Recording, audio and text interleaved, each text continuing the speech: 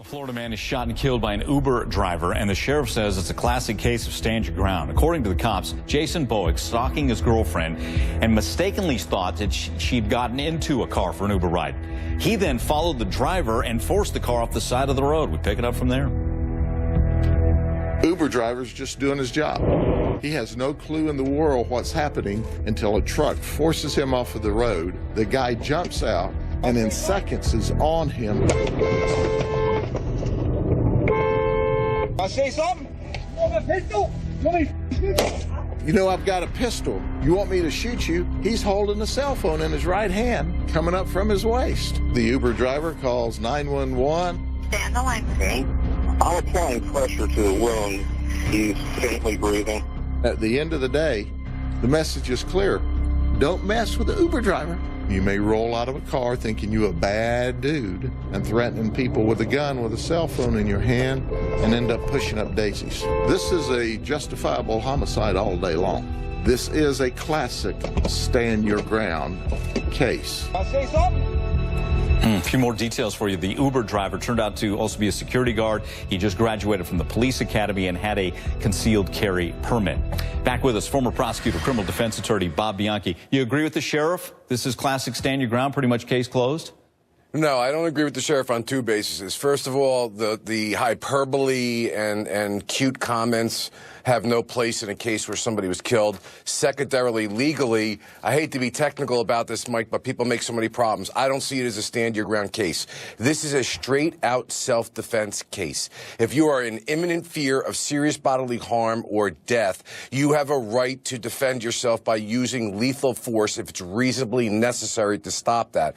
That gets confused with stand your ground. Stand your ground just eliminates two things that places have, like my home state in New Jersey, which says that even if it's reasonably an imminent threat of serious bodily harm or injury, if you can safely retreat without killing the person, that is an extra requirement you have to do. In this case, factually, there was no way the Uber driver had to stand his ground. He was imminently confronting a situation. There was no way for him to safely escape. This guy's trying to cut him off the road, coming out, flashing something that could be a gun, saying he's got a pistol. It's a straight-out self-defense case. But, you know, you say stand your ground, and everybody becomes polarized and apoplectic about it. Okay. So at the end of the day, the Uber driver, you agree, shouldn't face any charges? Absolutely. I mean, this guy put himself in that position, and he basically defended himself in any situation that we would have all thought, especially when a guy says he has a pistol after almost running him off the road,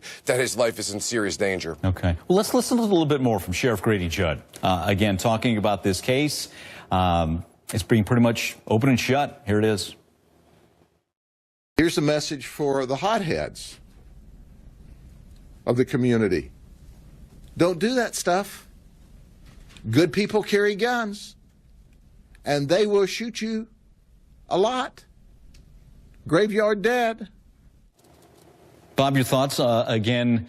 Or you, come on, let's be honest. You don't like the somebody ended up dead. You don't like that kind of language. Is that I don't like the tenor of it, Mike. I gave press conferences in justifiable use of force cases with police officers and citizens, and I was very sensitive to the idea. There's almost a subliminal message, or maybe even an outright message that, hey, if you wind up getting into a road rage scenario, you know, you may be pushing up daisies. I just don't think it's necessary. I think it sends the bad message. He should have just stated to what he believed the law to be, and I think he should have accurately quoted the law. And this is why, Mike, my last point, I do not understand why it is in many of these jurisdictions police officers are giving press conferences rather than the attorneys and prosecutors who are far more skilled in the law and a little more polished. Got it. Okay, Bob, as always, thank you for your insights. Appreciate having Bob Bianchi on for us here.